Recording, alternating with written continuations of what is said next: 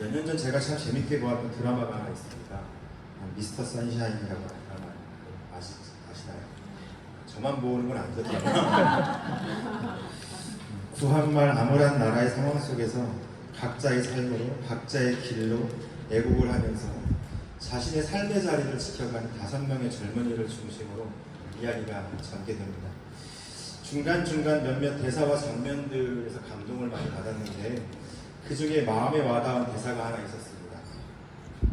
조선을 떠나서 미군이 되어 돌아온 유진초이는 조선을 위해서 일합니다. 고종의 충신인 이정문에게 일정을 넘겨주면서 이런 이야기를 합니다. 전쟁을 해보면 말입니다. 빼앗기면 되찾을 수 있으나 내어주면 되돌릴 수 없습니다. 어떤 여인도 어떤 호수도 지키보자 아둥바둥인 조선인이 빼앗길지언정 내어주지 마십시오. 그 후에 이정문이 고종과 독대하면서 이 이방인의 말을 인용하며 싸울 것을 다짐합니다. 이방인의 눈에 지금 대하는 빼앗길 틈도 없이 내어주고 있나 봅니다. 하여 신은 싸울 것입니다. 쉬 손에 쥘 수 없음을 보일 것입니다. 각자 자신의 길에서 자신이 할 수 있는 일을 하면서 조선을 위한 오늘의 삶을 살아갑니다. 어떤 이는 총으로, 어떤 이는 글로, 어떤 이는 이름 없는 사람으로, 어떤 이는 이름을 앞세우며 작금의 조선을 위해 애쓰며 살아갑니다. 나라를 위해 수고한 이들의 그 수고가 결코 헛되지 않았다는 것을 오늘 우리는 역사를 보고 배우면서 생각해 보게 되죠. 개인으로는 운명처럼 만난 어떤 여인과 어떤 남자가 서로에게 선샤인이라면 암울한 나라의 운명 가운데 자신들이 지켜내는 삶을 통해서 그 끝에 만나게 될 것을 기대하는 이 나라의 광명을 선샤인이라고 표현하는지도 모르겠다 하는 생각을 해보았습니다. 오늘 우리가 읽은 룻기는 암울한 시대에 남편을 잃은 과부 나오미와 과부 며느리이자 이방 여인 룻의 삶에 하나님께서 인애를 베푸셔서 운명 같은 남자 기업 모를 자 보아스를 만나게 하시죠. 그리고 둘은 결혼하여서 아들을 낳습니다. 베들레헴의 여인들이 그 아들을 생명의 회복자라고 부르면서 노래합니다. 각자의 삶에서 신실하게 살아가는 이들의 삶을 하나님은 사용하십니다. 그리고 하나님도 인애, 헤세드를 베푸셔서 신실하게 하나님의 일을 하셨습니다. 나오미와 룻, 보아스에게 생명의 회복자를 주시고 회복의 은혜를 베푸셨습니다. 이들의 삶에 역사하시고 베푸신 하나님의 은혜가 무엇이었습니까? 이것을 우리 오늘 함께 묵상하고 살펴보는 가운데 우리에게 주신 은혜도 무엇인가를 다시 한번 깊이 생각해보는 시간 되었으면 좋겠습니다. 첫 번째는 다시 집을 세우셨다는 것입니다. 다시 집을 세우셨습니다. 아무것도 없던 이들에게 은혜를 베푸셔서 집을 세우는 은혜를 베푸셨다는 것입니다. 기업 물음의 증인이 된 장로들이 축복하는 장면이 나옵니다. 11절입니다. 제가 읽겠습니다. 성문에 있는 모든 백성과 장로들이 이르되 우리가 증인이 되나니 여호와께서 내 집에 들어가는 여인으로 이스라엘의 집을 세운 라헬과 레아 두 사람과 같게 하시고 내가 에브랏에서 유력하고 베들레헴에서 유명하게 하시기를 원하며 이스라엘의 집을 세운 라헬과 레아와 같게 되기를 에브랏 베들레헴에서 유명하기를 이렇게 축복하고 있어요. 여기 보면 라헬과 레아는 야곱의 아내들입니다. 누가 더 언니일까요? 레아가 언니죠. 레아가 언니고 라헬이 동생입니다. 그러면 우리가 아는 순서대로 하면 레아가 먼저 나오고 라헬이 나중에 나와야 할 것 같은데 지금 여기는 라헬이 먼저 나오고 레아가 뒤에 기록되어 있습니다. 왜 라헬이 먼저일까요? 다수의 학자들은 라헬을 더 중요하게 여긴 것으로 봅니다. 라헬은 야곱이 사랑한 아내였고 라헬은 룻처럼 불임을 경험한 여인이었기 때문인 것이죠. 게다가 백성들과 장로들이 베들레헴 에브랏을 언급하는데 이 베들레헴 에브랏은 라헬이 죽어 장사된 곳입니다. 창세기 35장 16절부터 19절 제가 읽어보겠습니다. 들어보세요. 그들이 베델에서 길을 떠나 에브랏에 이르기까지 얼마간 거리를 둔 곳에서 라헬이 해산하게 되어 심히 고생하여 그가 난산할 즈음에 산파가 그에게 이르되 두려워하지 말라 지금 내가 또 등남하느니라 하매 그가 죽게 되어 그의 혼이 떠나려 할 때에 아들의 이름을 베논이라 불렀으나 그의 아버지는 그를 베냐민이라 불렀더라. 라헬이 죽음에 에브라 곧 베들레헴 길에 장사되었고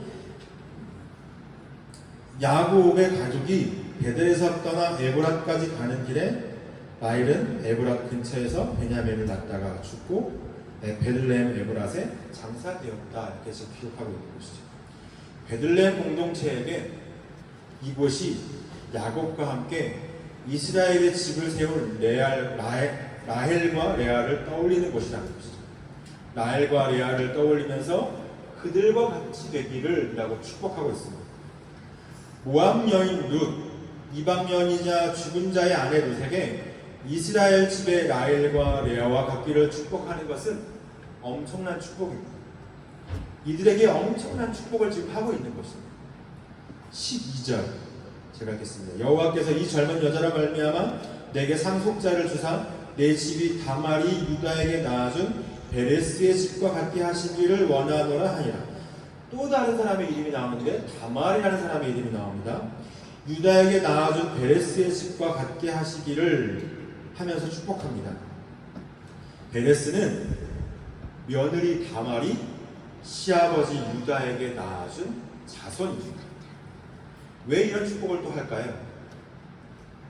다말과 루스 사이에 비슷한 공통점이 좀 있어요. 유사점이 있어요. 첫째는 둘은 첫 결혼해서 아이를 낳지 못합니다. 다말은 유다의 장자 엘과 결혼하였으나 아기를 낳기 전 남편이 하나님의 벌을 받아 죽임을 당하여서 자식이 없었고, 룻은 말론과 결혼하였으나 10년간 아기를 낳지 못하고 말론 역시 죽어서 자식이 없는 과부가 되었습니다. 두 번째는 다말은 유다가 아들 세라를 주기 싫어하였고 룻은 기업 물을 가까운 친척이 기업 물음을 거부하였다는 것이죠. 셋째는 둘은 이 계대 결혼을 통해서 이 기업 물음을 통해서 아들을 낳는 일에 적극적인 태도를 가지고 있었습니다. 다말은 시아버지가 시동생 셀라가 장성하여도 이 계대 결혼을 시켜주지 않자 자신이 창기로 변장하여서 불에 타 죽임당할 위험을 무릅쓰고 시아버지를 유혹하여 동침하고 베레스를 낳는 적극적인 행동을 취하였습니다. 시아버지 유다는 그런 다말에게 그는 나보다 옳도다 이렇게 인정하였습니다. 이로 인해서 다말이 쌍둥이를 낳았는데 그 중 하나가 베레스입니다. 룻도 그와 마찬가지로 보아스에게 적극적으로 나아갔습니다. 근데 여러분, 이것은 그냥 적극적으로 살았다가 아니라 자신에게 주어진 오늘을 책임있게 살았다라는 것입니다. 그리고 다말과 룻은 어디에 들어가는지 아세요, 여러분? 예수님의 족보에 이름이 올라갑니다. 이런 유사성으로 인해서 백성들과 장로들은 내 집이 다말이 유다에게 낳아준 베레스의 집과 같게 하시기를 원하노라 축복하는 것입니다. 그런데 이 축복은 예언이 되었습니다. 이스라엘의 집을 세운 라헬과 레아처럼 다말을 통해 베레스의 집을 세운 것처럼 룻을 통해 보아스의 집이 세워집니다. 그리고 하나님은 이들을 통해 다윗의 집을 세우십니다.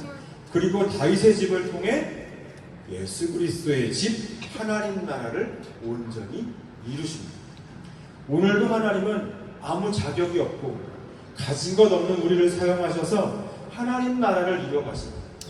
인간적인 조건으로 보면 연약하고 지극히 작은 자와 같지만 하나님 앞에서 하나님의 마음을 가지고 인애라고 하는 하나님의 방법으로 하나님의 뜻에 순종함으로 살아가는 이들을 통해서 하나님의 집을 세워가시고 하나님 나라를 세워가시는 것입니다.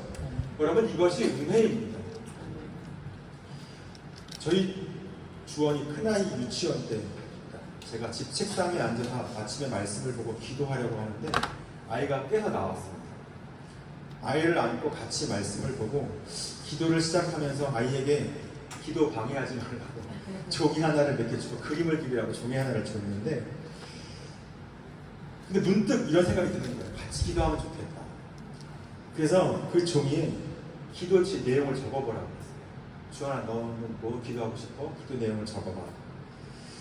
제가 먼저 간단하게 기도 내용을 적었습니다. 하나님 우리 교회를 지켜주시고 우리 가정을 지켜주시고 기도 글자를 적었어요. 그리고 주원이도 기도하고 싶은 내용을 적어봐 했습니다. 주원이가 종이에 기도 내용을 적었습니다. 하나님 사랑해요, 고마워요 적었습니다. 제가 물었습니다. 하나님께 어떤 게 고마워? 그랬더니 이렇게 적었습니다. 그 밑에 우리를 살게 해주셔서 감사해요.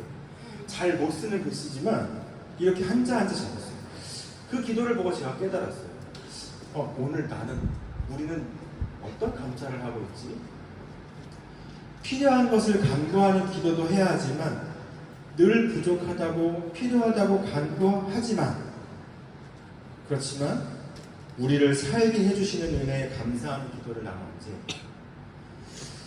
우리와 같은 죄인에게 은혜를 베푸셔서 영원한 생명으로 살게 하시고 각자에게 주신 삶의 자리에서 나와 우리 가정과 우리 교회가 오늘을 살도록 하시는 그 은혜에 우리는 매일매일 감사하며 살고 있는가 하는 마음이 들었습니다.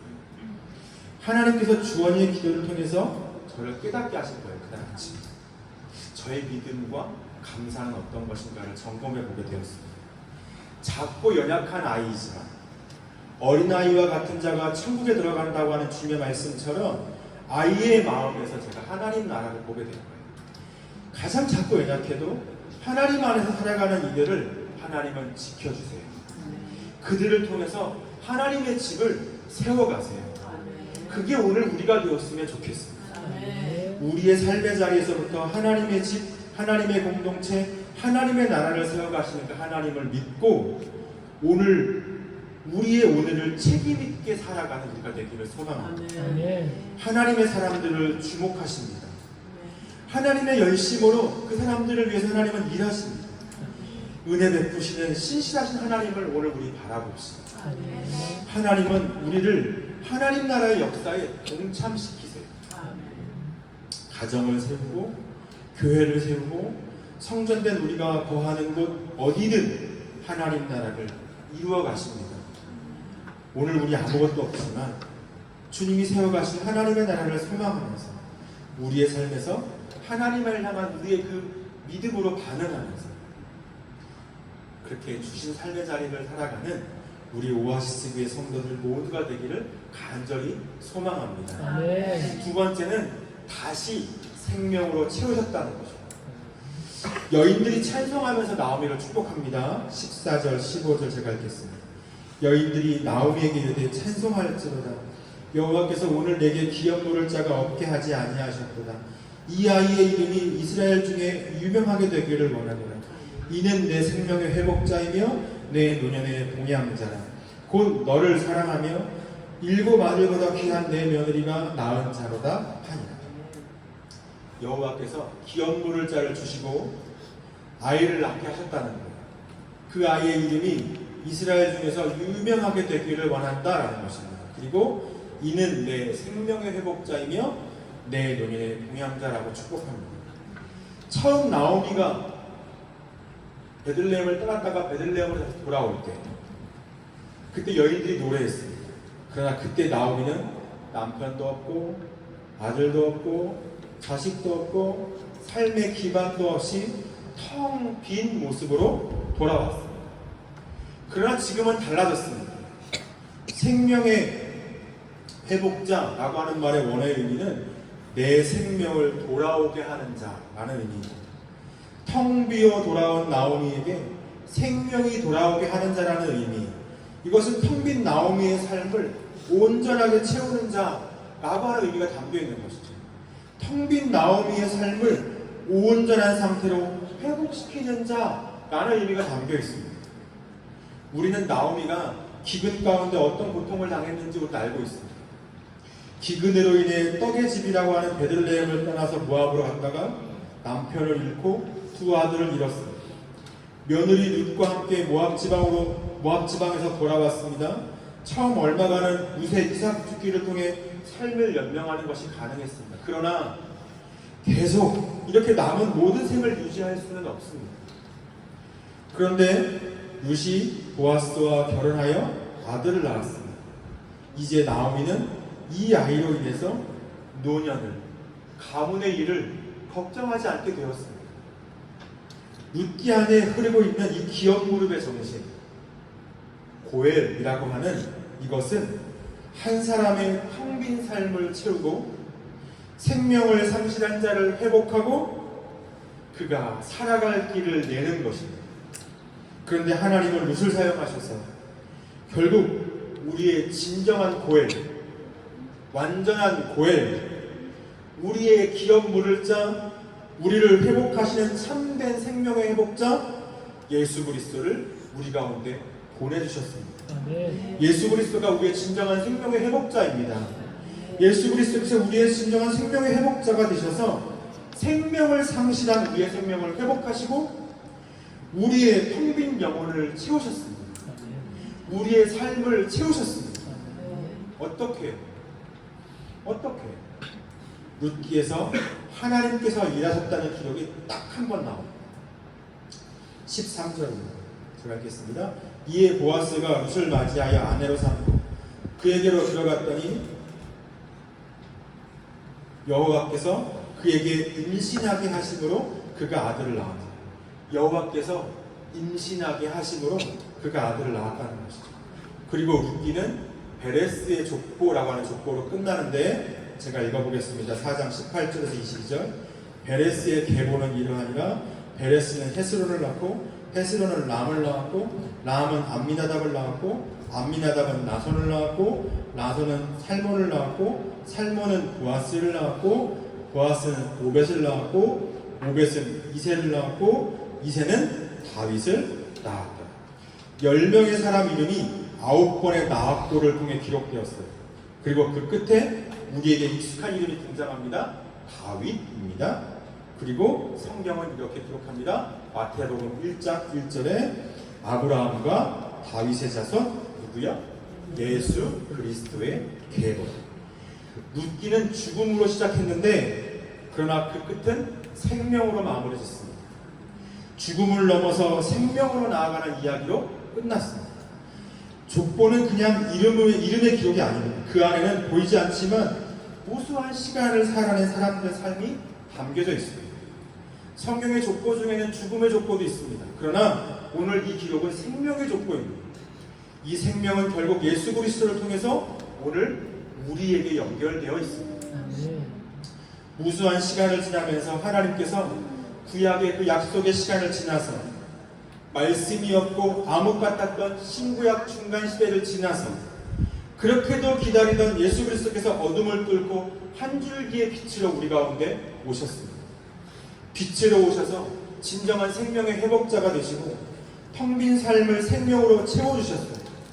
생명이신 예수, 빛이신 예수, 진정한 미스터 선샤인이 되셨어요. 그리고 복음이신 주님께서 우리에게 오시고 우리를 위해 죽으시고 우리를 의롭다 하시기 위하여 부활하시고 그리고 오늘 우리와 함께 사십니다. 우리와 함께 하십니다. 임마누엘 하십니다. 그리고 우리 가운데 일하시고 역사하십니다. 사랑하는 여러분 각자의 오늘을 어떻게 살아가고 계십니까? 오늘 우리의 눈에 아무것도 보이지 않는다고 낙심하거나 실망 가운데 계신 건 아닙니까? 오늘 어떻게 살아야 되나 그 막막한 하루의 삶을 가슴속에 부여잡고 그렇게 하루를 마무리하고 하루를 시작하고 계시지 않습니까? 참된 생명의 회복자 우리 주님께서 우리의 생명을 회복하시기 위해 하나님의 열심으로 우리 가운데 어떻게 일하셨는지를 매일매일 우리 기억해야 합니다. 우리 앞에 있는 상황과 우리의 감정만 보면서 실망하고 낙심하고 염려하고 고통 속에만 있지 말고 낙심하지 않고 실망하지 않고 오늘도 우리를 위하여 있다고 계십니다. 하나님을 바라보는 우리가 되면 좋겠습니다. 아멘. 생명의 회복자 주님을 바라보십시오. 아멘. 그래서 오늘도 주님을 바라보고 주님과 함께 하기 위해서 우리가 어떻게 해야죠? 매일 말씀 앞으로 매일 기도 앞으로 기도의 자리로 나아가는 것입니다. 아멘. 다만 한 절이라도 다만 5분 10분이라도 주님 앞에 머무르면서 주님과 교제하고 주님의 마음을 생각하고 주님의 뜻을 따르는 그 시간을 통해 힘을 얻고 다시 한번 결단하는 시간이 우리에게 필요한 것이죠. 주님 앞에 머무르면서 하나님이 어떤 분이신지 아는 일이 중요합니다. 그리고 우리가 말씀을 통해 기도를 통해 알게 된 그 하나님의 마음을 매일매일 삶 속에서 살아가면서 한 걸음 한 걸음 살아가면서 하나님께서 우리 삶 속에 어떻게 일하시는지를 우리가 알아가고 경험하는 일이 중요합니다. 아멘. 그렇게 주님 더 알게 되기를 소망합니다. 아멘. 여러분 특별할 것이 없는 것을 우리는 그나물의 그 밥이라는 말을 사랑합니다. 그나물의 그 오늘 뭐 드셨어요? 오늘 아침 뭐 드셨어요? 그나물의 그 밥이죠. 그렇게 우리 얘기 잘하죠. 보통 집밥을 우리가 그나물의 그 밥이라고 얘기합니다. 근데 여러분 그나물의 그 밥을 우습게 생각하면 안 돼요. 여러분 우리의 피가 되고 살이 되고 우리를 건강하게 하는 건 뭐죠? 그나물의 그 밥이에요. 집밥이에요. 우리가 추석이라 송편 먹지만 1년에 한 번 먹는 거예요. 특별하고 맛있는 것 같지만 진짜 우리를 건강하게 하는 건 그나물의 그 밥, 그 집밥인 것이죠. 특식은 어쩌다 먹는 거예요. 화려해 보이고 새로워 보이지만 정작 우리를 살게 하는 것은 집밥이라는 것이죠. 오늘의 말씀, 오늘의 기도, 매주의 예배, 매주의 말씀, 그것이 우리의 영을 살게 하고 우리의 영을 건강하게 하는 것이죠.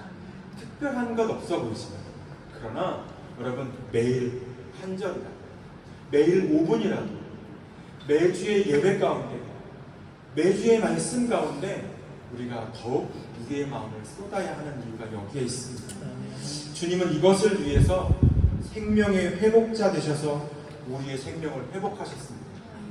그리고 또 우리가 오늘 그 자리에서 무너지지 않고 주님의 생명으로 회복되고 주님의 생명으로 충만하고 오늘을 하나님의 인해, 하나님의 말씀으로 책임있게 살아낼 수 있도록 그렇게 우리가 살아내려면 주님과 교제하고 주님과 머물러야 한다는 것이죠. 주님은 오늘 우리를 그렇게 인도하십니다. 여러분 말씀으로 하루를 살아내는 일이 얼마나 어렵습니까? 쉽지 않죠. 그래서 더욱 주님과 함께 해야 되고 더욱 주님을 기억해야 하는 것입니다. 아멘. 여러분 오늘 그러한 은혜가 우리 가운데 있게 되기를 간절히 소망합니다. 아멘. 그렇게 하나님을 더욱 알아가고 하나님을 늘 생각하고 하나님의 말씀으로 삶을 살아가고 하나님을 더 깊이 알아가는 우리 모두가 되기를 간절히 소망합니다. 아멘. 그래서 주님의 생명과 사랑으로 충만한 우리를 주님 사용하셔서 주님께서 이루신 그 생명의 회복 큰 은혜가 우리의 가정 가운데 우리의 교회 가운데 우리의 자녀 가운데 우리의 이웃 가운데 정말 놀랍게 일어나게 되기를 간절히 축복합니다. 아멘. 하나님께서 우리의 삶을 통해 우리의 공동체를 통해 어떤 일을 이루실지 우리는 아무도 모릅니다. 우리 교회, 우리의 가정, 우리의 자녀들을 통해 어떤 일을 하실지 우리는 아무도 모르지만 그렇게 놀랍게 역사하실 하나님을 기대하면 좋겠습니다. 그 하나님의 인애를 신뢰하고 하나님의 일하심을 신뢰하면서 그 하나님을 기대하는 우리가 되기를 간절히 소망합니다. 오늘 우리가 믿음의 삶으로 살아내는 그 신실함의 열매가 지금 당장 우리 눈앞에 보이지 않지만 생명의 회복자, 빛으로 오신 주님께서 이루실 하나님 나라를 꿈꾸면서 기도하는 우리, 말씀에 순종하며 살아가는 우리의 삶의 자리에서 신실하게 살아가는 우리가 되기를 간절히 소망합니다. 그래서 결국 생명으로 채우시고 하나님의 집을 세우시는 그 주님의 은혜를 함께 누리며 함께 목도하는 우리 오아시스 교회가 되기를 간절히 소망합니다. 아멘. 우리도 주님을 따라 생명의 회복자로 살아가는 우리가 되기를 소망합니다. 아멘. 기도하겠습니다.